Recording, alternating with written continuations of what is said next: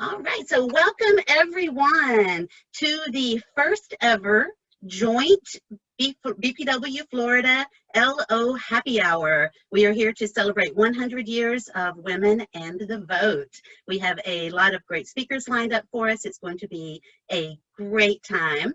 I have a little bit of housekeeping that I want to go ahead and let you know about. We are going to ask everyone to stay muted unless you are speaking.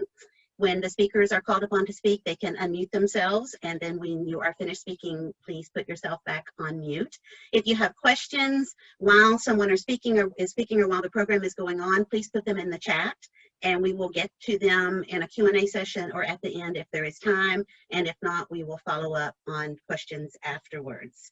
The quick timeline tonight is we have some speakers lined up, then we're going to do a little Q&A, then we're going to go into some breakout rooms for a little discussion, then we will all come back together and do some breakout room discussion, and then we will be dismissed. So if you've never done a breakout room, it's really simple. It's going to happen automatically. We'll announce when it's about to happen, and we're going to split you all out into 3 to 5 people each, and you'll have about 10 minutes in the breakout room, and then like I say, we will all come back together. It'll all happen automatically. You don't have to do anything. You'll get a little warning telling you you're about to go into one, and then it'll come up telling you that you're going to be joining back into the main room. So I hope you have fun with that. Just a way to bring everyone a little closer in groups, and so it's just a little more networking and fun. And before we go any further, I do want to take a group picture. So if anyone does not have their camera on, if you don't mind putting it on just for a minute or two, just so that we can get all of your smiling faces on the screen. Jean, are you able to come on for just a minute? If you're not, that's okay, but anyone that is, we would appreciate it just so we can get a picture. Smile, we do have 2 screens worth of people, so it might take me a minute to get all the pictures. So just hold your smile and be patient. Cheers, everyone.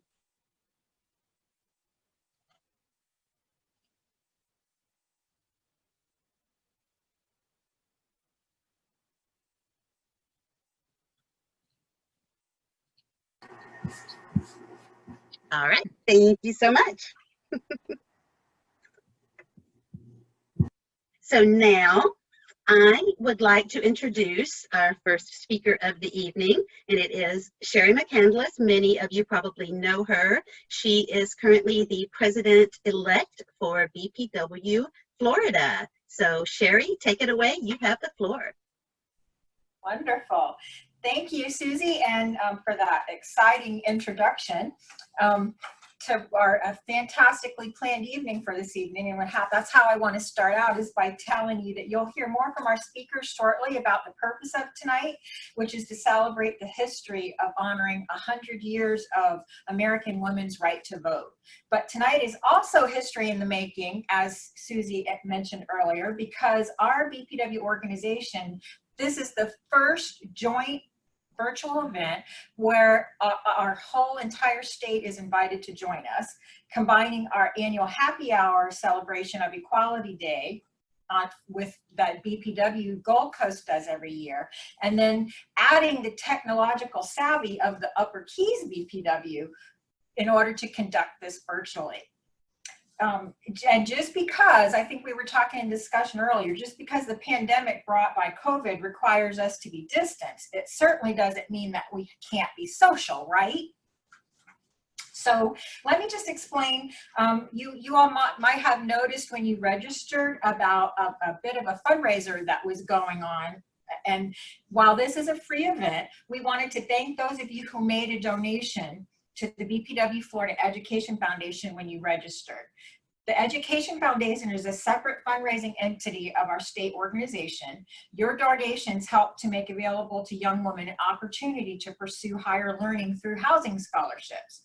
We want to acknowledge the Education Foundation's president, who is online with us this evening, and we welcome Tammy Sims. Hi, Tammy. Thanks for joining us. Next, I would also like to introduce to you our organizers for tonight. And these are the women who are responsible for making this evening possible. They are 2 of our local organization presidents, Sue Banks of BPW Gold Coast. Hi, Sue. Susie Youngberg of Upper Keys BPW. Thank you, Susie, Miss Rosie. And Ilya Chapman, who is the immediate past president of Upper Keys BPW, and myself as a member of BPW Gold Coast. Thank you, ladies, for putting this evening together for us. And now I'd like to introduce our first speaker of the evening. It's my pleasure to introduce Jerri Evans, the Florida Federation of Business and Professional Women's Club's current state president. Jerri is a lifelong resident of St. Petersburg. She's worked in the legal field since 1981, and she is passionate about women's rights. Jerri, can you tell us a bit about BPW's history and how the organization has advocated for women's rights over its last 100 years in existence? It'll be my pleasure to talk a little bit about the history. Hi, everyone. I don't think that you can really talk about the history of BPW Florida without first starting with the history of BPW USA. So BPW has a long and rich history, beginning in 1917, when the War Work Council was created to organize the efforts of women with the assistance of the YWCA, who received a $65,000 grant to perform the work. And so this also talks about the tie that we have with the YWCA. And as many of you will know, when President Eliza Punzelin Randall left us, we were so happy for her, because while she was leaving BPW, she was going to an organization that was very near and dear to BPW's hearts, which is the YWCA. We would not be in existence but for the YWCA. They gathered information about women trained in a variety of fields and had their first meeting with 2 members from each state east of the Rockies in New York City in May of 1918. At that time, they were called the National Business Women's Committee. In 1919, they were ready to go forward with state federations and called for a national convention. It was at this convention in St. Louis in 1919 that the name was changed from the National Business Women's Committee to the National Federation of Business and Professional Women, Women's Clubs, BPW USA. The Florida Federation of Business and Professional Women's Clubs was organized at a convention held in Atlantic Beach in June of 1919, where BPW Jacksonville was the host. In August of that same year, 5 delegates from Florida then attended the organizational conference in St. Louis. Florida then became the first southern state to affiliate with BPW USA. I agree with you, Sue. BPW Florida's first conference was held in Tampa, Hillsborough County in 1920. And our 100th conference, June 14 to 17 of 2021, will be held in Saddlebrook Resort in Hillsborough County. One of the first issues that BPW Florida tackled at the first conference in 1920 again was to propose legislation to make the University of Florida co-ed. Can you even, I mean, today we don't even think about that. It's just, it's unheard of to have an all-woman male college or an all-women's college, so to speak. I wonder what this year's conference will bring for us in our 100th conference. The BPW Florida Education Foundation, Tammy, was founded in 1965 with a goal of raising funds to build scholarship houses, which is a goal that we have continued today, although it is slightly different today. Now that we don't do brick and mortar houses any longer, as most of you know, we only actually have 2 of those left, but we do host and support housing scholarships for St. Pete College and for a nursing college in North Florida. BPW Florida continues to promote equity for women in the workplace. We provide leadership through advocacy, education, and information on issues important to all working women. Through BPW Florida, you can connect with mentors, colleagues, and friends who assist you in advancing your career and to help you make the right connections. You can also go forward professionally through our exclusive membership development programs like the Virginia Allen Young Careerist and individual development programs, both which were created in the 1960s and still hold strong and true today. Throughout the years, BPW has had 3 major legislative issues: sex discrimination in employment, the principle of equal pay, and the need for a comprehensive equal rights amendment.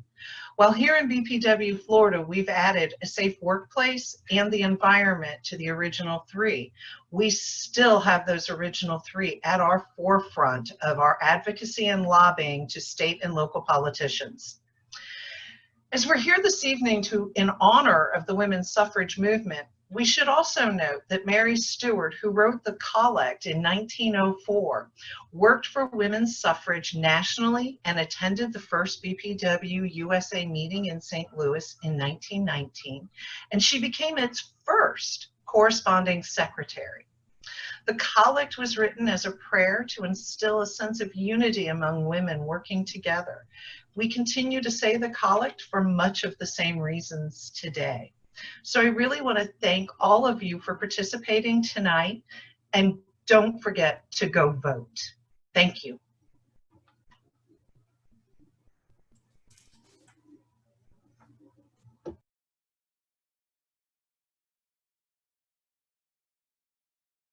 Sherry, you're muted.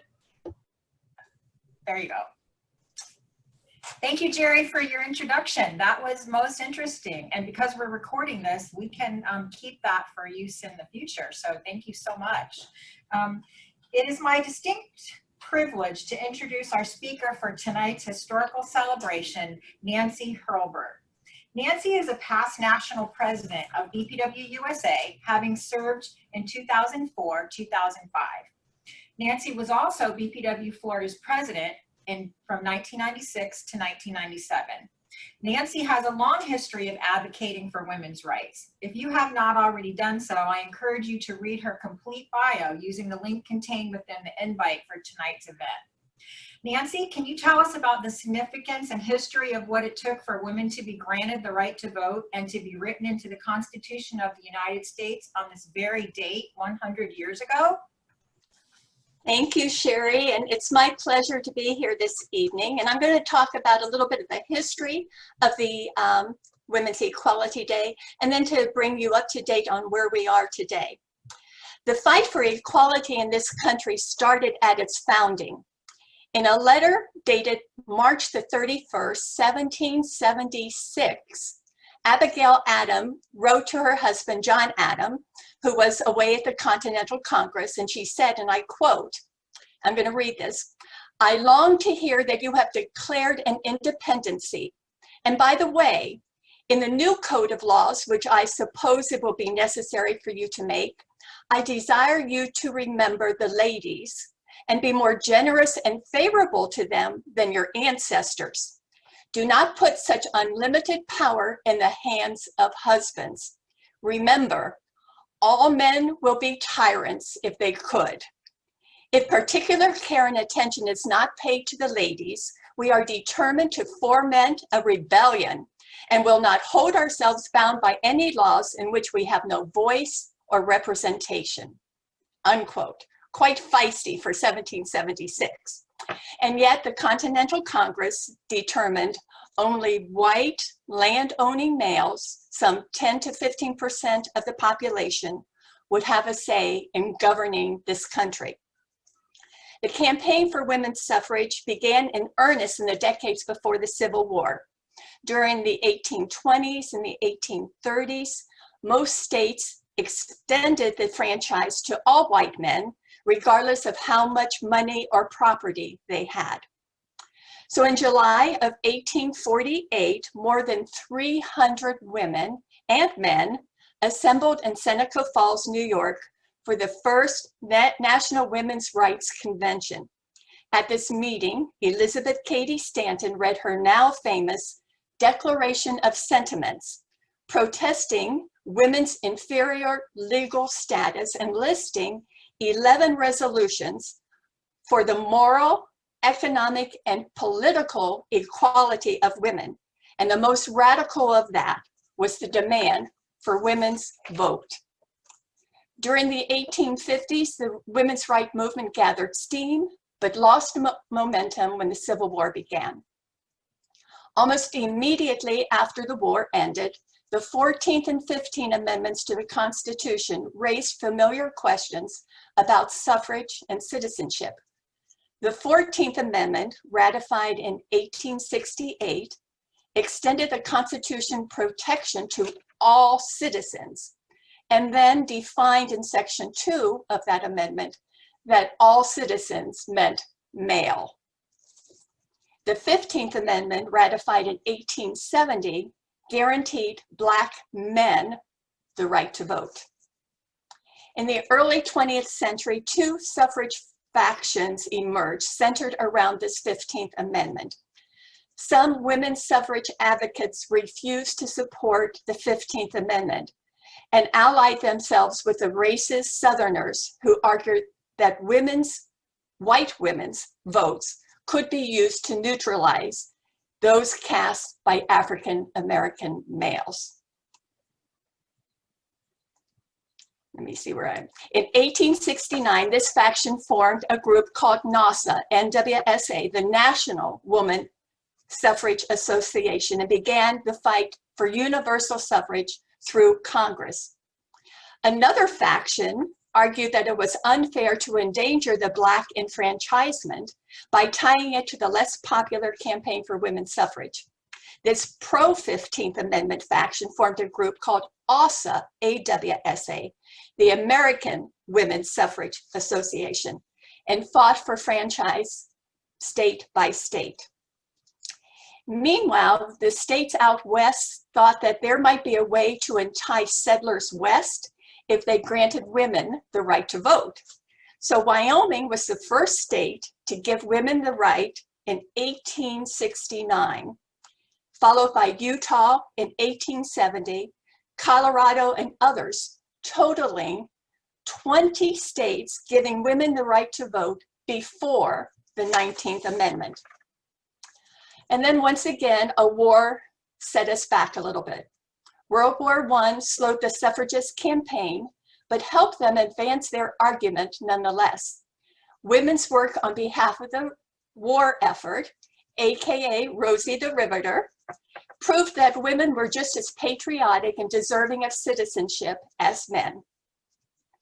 I'd like to talk just a moment about the First Amendment ratified by in the Bill of Rights. The First Amendment states, Congress shall make no law abridging the freedom of speech or the right of people to assemble peaceably and to petition the governor for a redress of grievances. And yet on numerous occasions during the fight for women's right to vote, the government either looked away while our First Amendment rights were trampled on, or the government was the direct perpetrator. For example, Alice Paul, who became the leader of the two merged factions of the women's movement, obtained a permit for March the 3rd, 1913. And this happened to be the same day that President Woodrow Wilson was coming to town. And the reason of this permit was to have a parade to march for suffrage. While only a handful of men welcomed President Wilson, hundreds turned out to watch the women's parade. While the suffragists peaceably marched down Pennsylvania Avenue, they were attacked by an angry crowd and the police looked away, resulting in over 100 people being hospitalized with injuries. Both the Evening Star and the Washington Post, which is still around today, called for an investigation of the police department's negligence. Over the next couple years, the suffragists tried to persuade President Wilson to stand up for suffrage, and then they lobbied their congressmen, and I say men, to no avail. So finally, on January the 10th, 1917, Alice called for a picket line, a non-violent protest, so to speak, from dawn to dusk every day outside the White House on public property to petition the government on behalf of women's suffrage. After literally months of picketing through the winter into this rainy springtime, they were arrested and charged with obstructing traffic. Now imagine in 1917 the amount of traffic in front of the White House. It was mostly foot traffic. But because none of them would plead guilty to this ridiculous charge or pay the $10 fine, they were sentenced to 60 days in Occoquan, a workhouse in Virginia.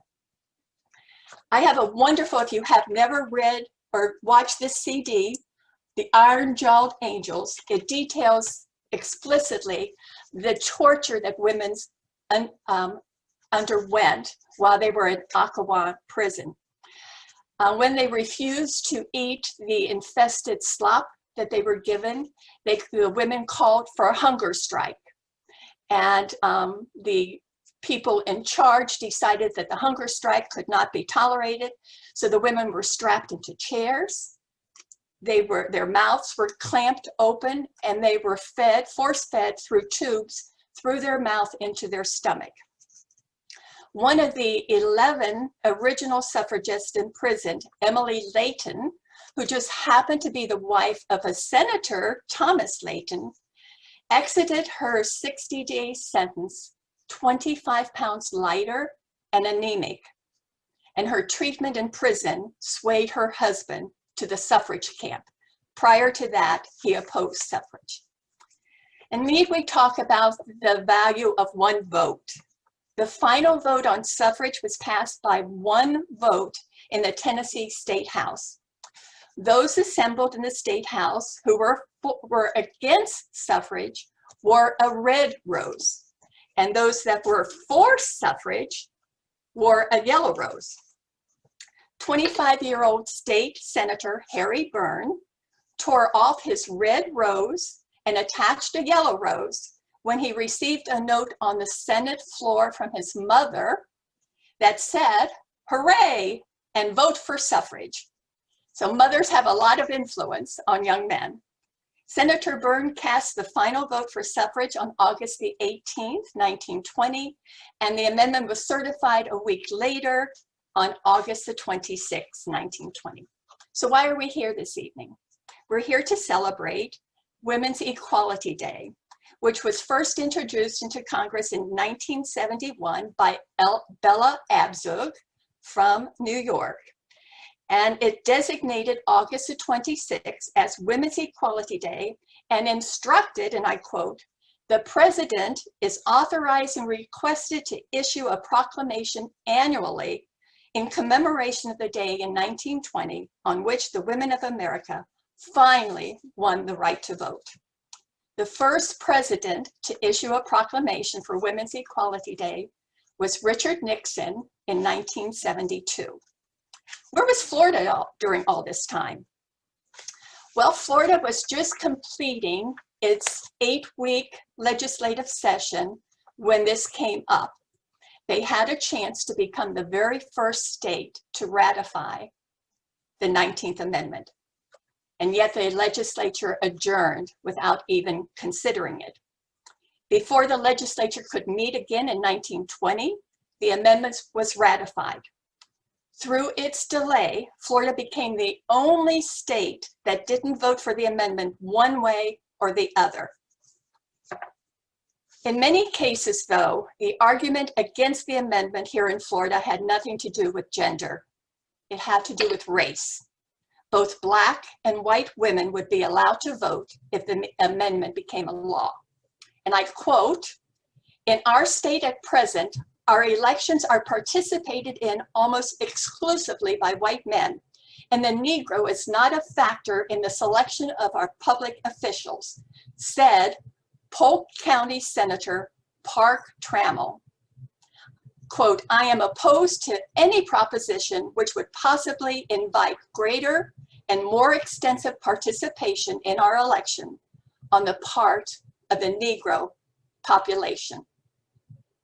It was not until 1969 that the Florida legislature voted on ratification of the amendment, which had already been law for nearly 50 years.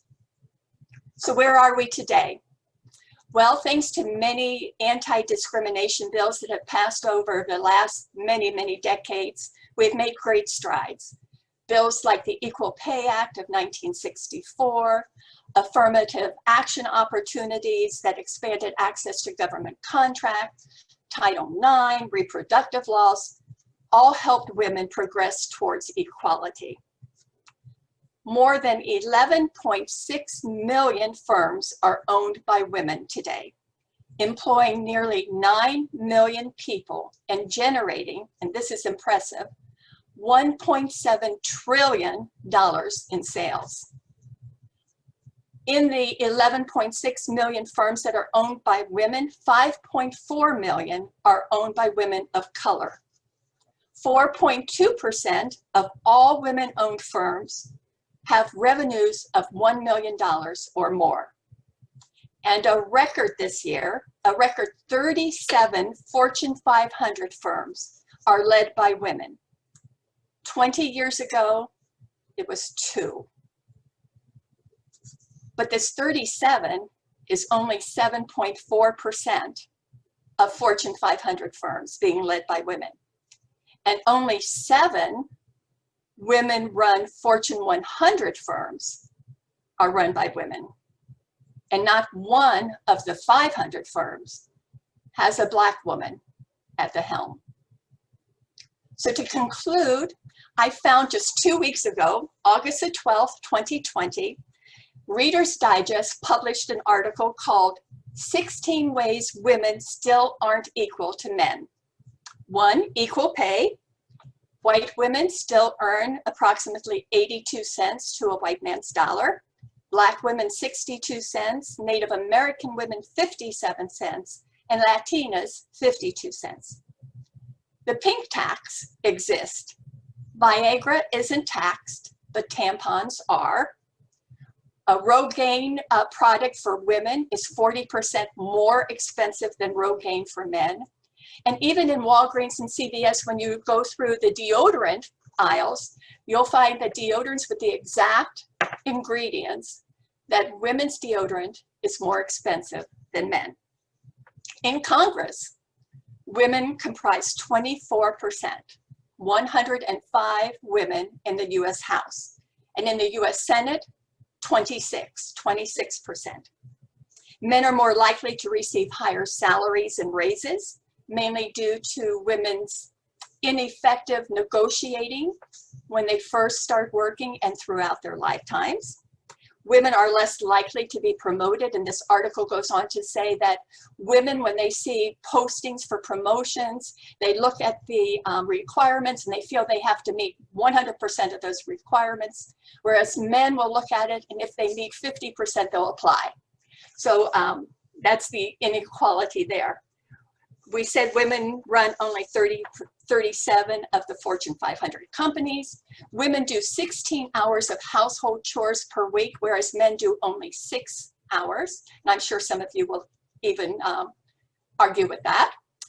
Female athletes earn less than male. For instance, Roger Federer, net worth is $187 million. And Serena Williams, who I believe is much more popular, her net worth is just over 58 million. Women are 75% of the unpaid caregivers. Women outspend men on medical care by almost 2 to 1. Women are more likely to die of a heart attack than men, and that's because often our symptoms are different. Women are more likely to live and die in poverty. Mothers fare worse than fathers in the workplace because of the mommy trap. And in the STEM industries, the science, technology, engineering, and math, those industries are still largely dominated by men. And then lastly, sexual harassment, abuse, and domestic violence hurt women more than men. So we've come a long way, but according to Reader's Digest, we have a long way to go. Thank you. Thank you, Nancy. Very, very informative. Very good information. We just want to open it up for some questions. Is there anybody who would like to ask Nancy a question. I have, I just raise your hand. Yeah, I'll just go to the next page. I see Jerri raises her hand. If anybody else who would like to ask her a question. Do I see Tricia? Are you calling in from Mexico, by the way? Just, you know, just casually see that happen. Just, you know. All right, so Jerri, what is your question to Nancy? It's not so much a question as an observation that it's a little frightening and interesting that Florida politics hasn't really changed much since 1920. We're still at the forefront of bad decisions. Absolutely, absolutely. Florida still hasn't passed the ERA, and many of us lobbied for years and years in Tallahassee, and we felt sure that this last time we could have been the final one to put us over the finish line. We thought sure that the legislators would take that and be able to brag about it, but they're still men. Is there anybody else who has a question for Nancy or comments? A comment is that, I mean, Florida at least had started the movement compared to some of others, but they just didn't follow through, you know? Yep, absolutely. Florida started the ERA,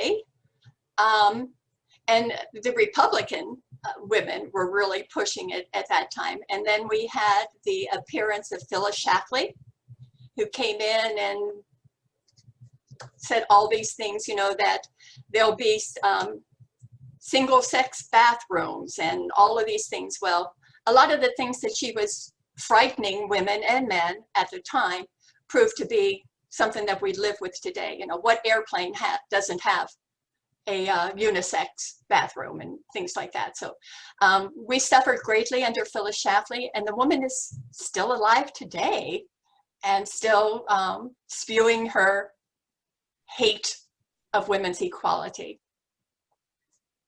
Did I see Karen? Did you have a question? Yeah, go ahead. I did. So I was asking at our Chamber of Commerce if they could tell me which businesses were owned by women or which businesses might be owned by Blacks in our community. And they were not able to answer. In fact, I was a little put off by the lack of interest in even giving me a place to look. Do we have anything local that, you know, I mean, is there something I can? I tell them all the time. All right, here you go. Yeah. Or something on the state website that would list it. I wonder if there's some, oh, Tammy. Yeah, mostly the, if they're WBEs, women-owned businesses, or Women Business Enterprise, WBE stands for, and other things. And usually they are through the government. And so if you'd go to the state of Florida, you could find it. I know when I worked in South Florida, Broward County had a listing of WBEs and that. So it's a matter, sometimes you have to, I wouldn't ask the chamber because they aren't in that business to promote women so much. And that's my bias. But I would go ahead. If they had a member, if they had businesses that were, they would tell me. I know they're only going to tell you what they have available as members, but yeah. Yeah. I'll echo Nancy's comments, and often a municipality will try to keep a line on that, whether it's the municipality or the county.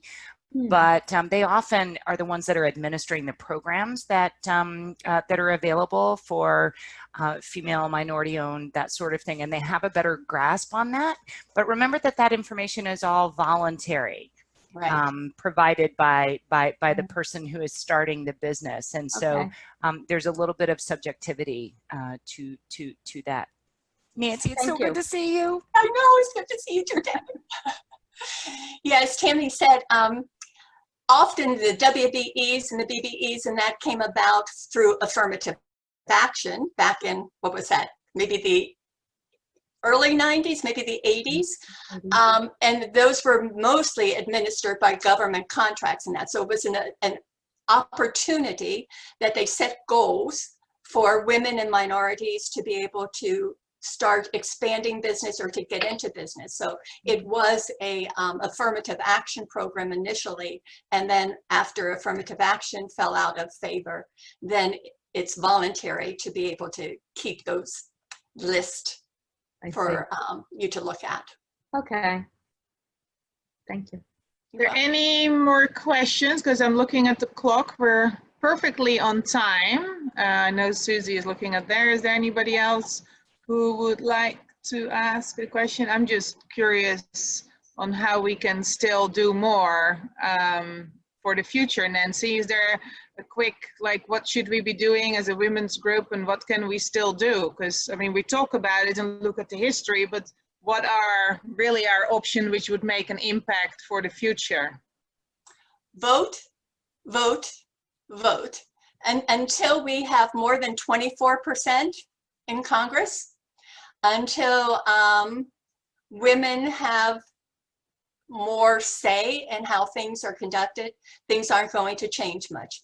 I mean, I can remember back, look what's happened to domestic violence. There was a time when women were not in the police force, were not in the fire department and things like that. Once women came into those professions and they brought their experiences, then that whole mentality changed. So likewise in Congress, until we get more women in Congress, that we have more influence, and usually that number is a third. So we need to make sure we get women elected up to the 33–35% so that we have more influence. So we have an election year now, and I'm sure all of you are in areas where women are running for something.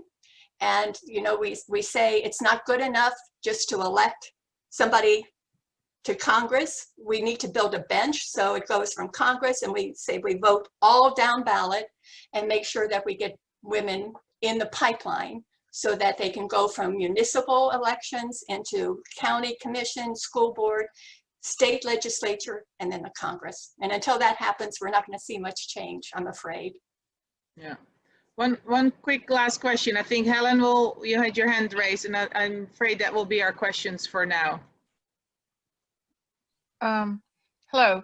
I just wanted to say I have heard from other people who are in public office that a woman has to be asked at least, I think it's 5 times or 10 times or something, to run for an office. So I think we should all encourage people that we think could be good in different things, in county commissions or the school board or whatever. We need to tell them, yes, go for it, run for something, you know, and if we need to encourage people. That's all I wanted to say. You're absolutely right. And we have heard that men need to be asked one time and they'll jump into it because they think, of course I can handle this. Women have to be asked 5, 6, 7 times at times sometimes. So I always say, don't just ask a woman to run, but find a position that she would be good at. You know, maybe a school board, maybe a municipal. I mean, there's everything. There's things, water authority and things like that. Find something that you think she's good at and she'd love to do, and then offer to mentor her, find people that will help her. But ask a woman and then ask her again and ask her again. Great, thank you. All right, we're gonna leave it here. Thank you so much, Nancy. Thank you for being here. I'm gonna hand it over to Susie. There you go.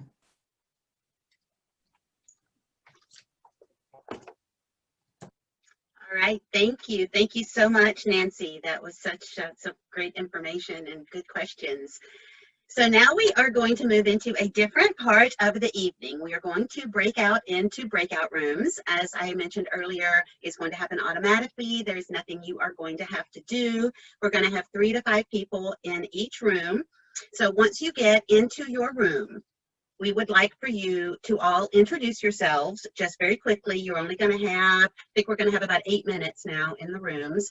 So introduce yourselves, tell what you do, if you're a member of BPW, what LO that you belong to, and then we want you to name your group after an influential woman. So hopefully you won't get, bogged down in a lot of discussion on that. Just pick an inspirational, influential woman and name your group. And then we want you to discuss the question, what do you think the vote has done for women? So what do you think the vote has done for women? So introduce yourselves, what you do, if you're a BPW member, what your LO is, name your group, and then discuss the question. So after about 8 minutes, we will all come back into the main room, and then we would like for you to pick one more duty, pick a spokesperson for your group, and then that person will report back to everyone kind of what your discussion was and what you all came up with. So without further ado, we are going to break out into the rooms. Don't forget to unmute yourselves. Yes, once you get into your room.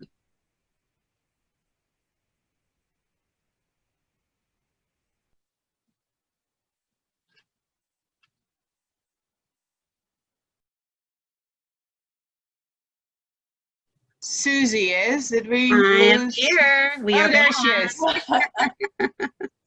To say the most important person here. Is everybody back, Susie? They should be. So All right. let's make sure we've got everyone. It's all yours. It looks good. So how did everyone like that? That was fun, huh? The time went really fast. We thought our group found that it did anyways. So we had, I believe we had 8 breakout groups. So we're going to let someone from each group come and give us an idea of what you talked about. I know, sorry, but the group that I was in, one of our people has to leave early. So if it's okay with everyone, I'm going to go ahead and let her go first so we can get that in. So Catherine Norris, would you like to speak for?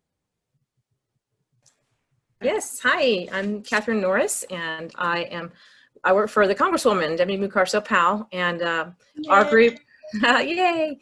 So our group, we named it the Tinas after Tina Turner, the musical icon, after all the things that she overcame, the abuse, and she was still, able to become this wonderful icon in the music industry. We thought that was pretty amazing.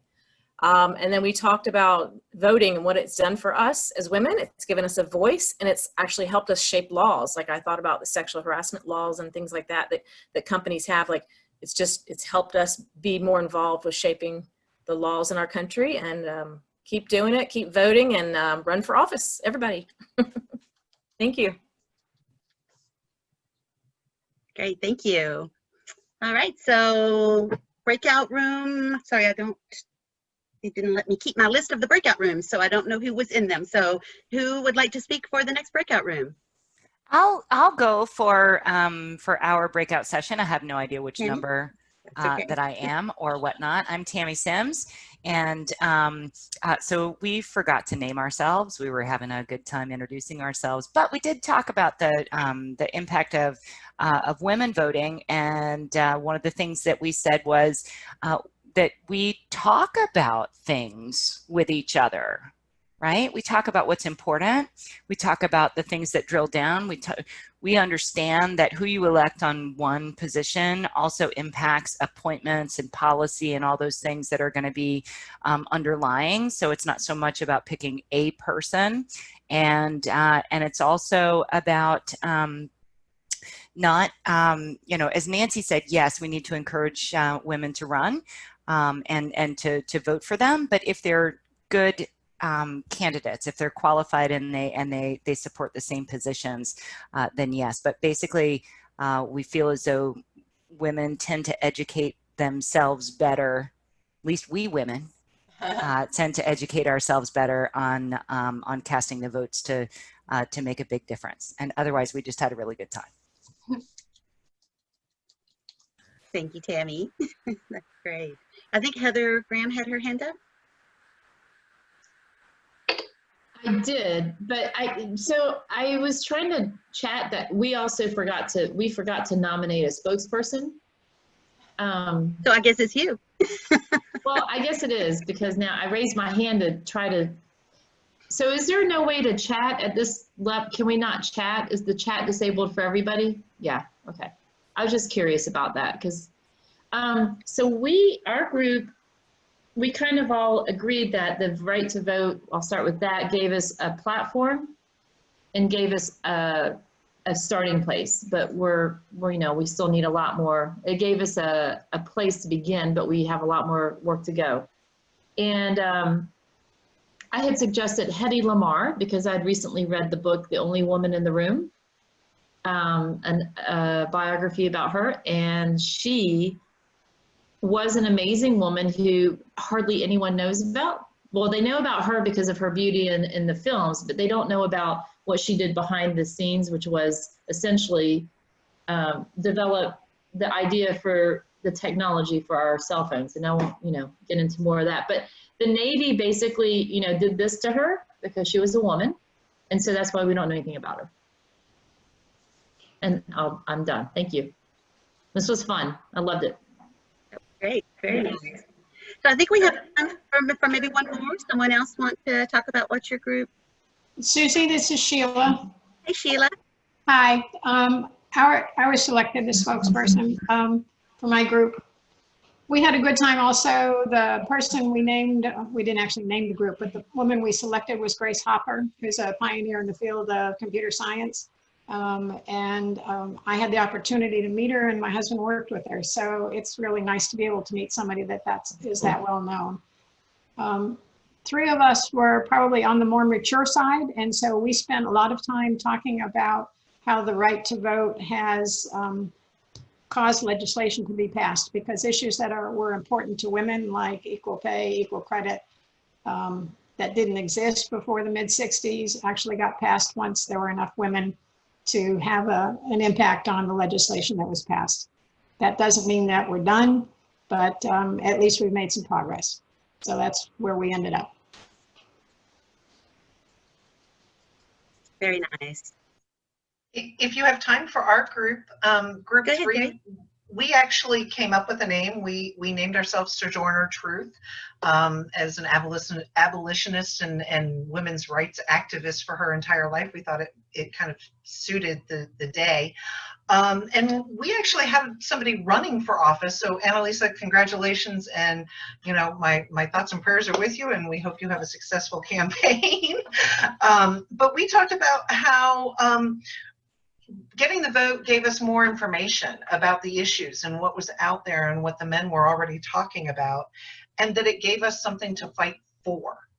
So, you know, we had the fight for the vote, and then once we got it, we had the ability to choose the issues to fight for other women and for women's rights. And we too had a lot of fun and ran out of time very quickly without picking a spokesperson, which I didn't really want to be. You knew they would make you the spokesperson, Jerri. Do we have one time for our group? Sure, go ahead. Yeah. So I was I was with two of our speakers as well, but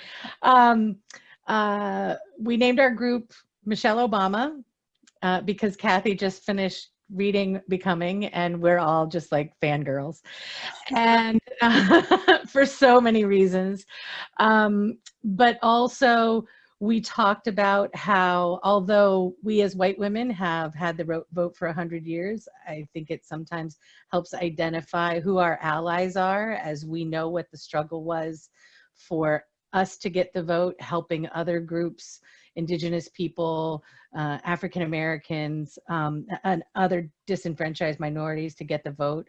I think it helps us identify our allies in those things, and the things that we didn't have before that we could now fight for, things that weren't the blessings of liberty, like the vote. We could now fight for those other things too. So that was it. Very nice. Okay, so I think there's been some talk about the chat. I'm sorry, I guess we didn't realize that the chat is not working. Ilya and I both have put in there that we can chat, but we are both hosts. So sorry about that. If anyone had. Yeah, only once. Do we have time? I just want to see Amy, if she wants us for our group to say the person she chose, because that was a very special person. You want to talk, Amy? Go ahead, Amy. Oh, You've got a few minutes. I would be happy to. So we selected, I was in a group with Mary, Karen, and Ilya, and my daughter Adriana. and we selected Elizabeth Robbins. And Elizabeth Robbins was a native Floridian. She was a native Brooksvillian in our county, and she was really involved in the suffrage movement, not just in Florida, but in New York as well. And at the time, she wanted to take that message to the people. So her process for that was she wrote a play, because that's where people went, is to the playhouses. And so she wrote a play called The Covenant, I think is what it was called. The Convert, I believe, is what it was called. And it was all about the suffrage movement. So she was very critical in what took place here in Florida and also in New York, making it more of a social topic. We also talked about what we felt the impact of the vote was, and Mary brought up a great point, is it gave us a seat at the table. It gives us the opportunity to have representation that is actually geared towards women and women's rights and women's platforms. And I think that did change the world of politics in general, because now there was a whole group of voting blocks that now politicians needed to change how their platforms were so that they were able to gain that women's vote. Great, thank you, Amy. All right, so I think we're going to, before we close out tonight, and I do believe the chat is working now. Sorry about that. I'm not sure how that little feature got clicked. I learn something new every time we do a meeting. Ilya, you're going to give us a couple of statistics from the night, and then I believe we're going to dismiss. All right, yes. Already the feedback, it sounded like everybody had a good time. We just wanted to let you know that on this evening, over 40 people signed up. So we had some people coming in and out. So I think that's a great attendance we had. And we have raised so far for the Education Foundation $440, which I also think, you know, thank you to everybody during this difficult time, and I think it's great that we're able to do it this way and help the foundation, the Education Foundation. And you know, we were just thinking that this is a way, if you have your LO and you wanted to make a fundraiser, there is a way that you still can do it digitally. We just do it when you sign up. As you all saw, you can make a choice. So, you know, let's take advantage of the technology we have and in the future, so we can continue to support the causes we stand for. There's definitely ways. So I'm going to hand it over to Susie. It was great seeing you all. Thank you very much. And she's going to close it out, I guess. Right, Susie? Yes. Let's get us back. All right, well, thank you again, everyone. Thank you to my fellow organizers, Sue Banks, Ilya Chapman, and Sherry McCandless. This has been so fun planning this. I definitely think we should do more of this. I mean, even when, you know, when the virus is over and we're back to normal, there's no reason that we can't still get together from around the state. This allows us to see each other in a way that we couldn't before. So thank you all for joining us. And as we said, the only way that women are going to make a difference is we have to vote. So be sure that you vote in November. And thanks again. Have a great night. Thank you all. Thank you. Oh, and thank you to our speakers. Thank you, Nancy, and thank you, Jerri. Thank you. It was my pleasure. Mine as well. Nancy, I can't wait to meet you in person. Come up to Central Florida. Anytime. I'll bring her. Nancy, I'll bring her. I'll bring her. Road trip? Yeah. Awesome. Yes. Absolutely. Yes. Absolutely. I'm in. All right. Sounds like we have a date. Yay. After November 3rd. Okay. Indeed. Indeed. Yeah, we're probably a little busy till then. Yeah, definitely. Thank you. I had a wonderful time tonight. Invite me back, even not as a speaker. Oh, you are invited to anything with BPW Florida, Nancy. So I'll double check to make sure you're on our email list. If you're not, I'll send you an invite so that you can accept it. Cool. Awesome. Night all. Good night, everyone. Good Thank you, night. Susie. Thank you, Bye, Gold everybody. Coast. Nice Thank job. you, Upper Keys. You all did a fabulous job. Thank Nicely you. Bye, done. Tricia in Mexico. Nice Yeah, to bye, see Tricia in you. Mexico. Bye, Here, Tricia. bring that Tricia, baby. have that baby soon. Have that baby. Tricia needs to. I was late to the meeting because I shot. You what? Say that again. Hold on. She's muted. There she goes. I thought surely I would have the baby by now, but apparently not. Well, and surely, I mean, it would have been interesting if you like went into labor in the middle of the Equality Day meeting, right? Take that baby up. And you know, Tricia, the real reason we want you to have that baby is we want to see the pictures. Oh, the night's still young, Trisha. The night's still young. Yeah, what time is it, Tricia, where you are? I think we lost her, to be really honest. Yeah, I think we did. Hey, maybe she went into labor. Yeah, that's it. Nice job, you guys. Really, Yeah, really, really this nice was job. wonderful. Really. Thank you so much for doing this. I'm out. And Great. groundbreaking. And Susie, your tech skills between you and Ilya are as almost as good as Sheila. I gotta highlight Sue again. I'm sorry, Sue. I have to highlight Hi, Sue. Sue. I love the hat, Sue. Right? Love She's like it. spot on. Spot on. Absolutely. So I only fun. wore the white today, but I did wear it all day, if that means anything. Bye, ladies. Have a good night. Good night, everyone. Bye-bye. Thank you all. So, recording here.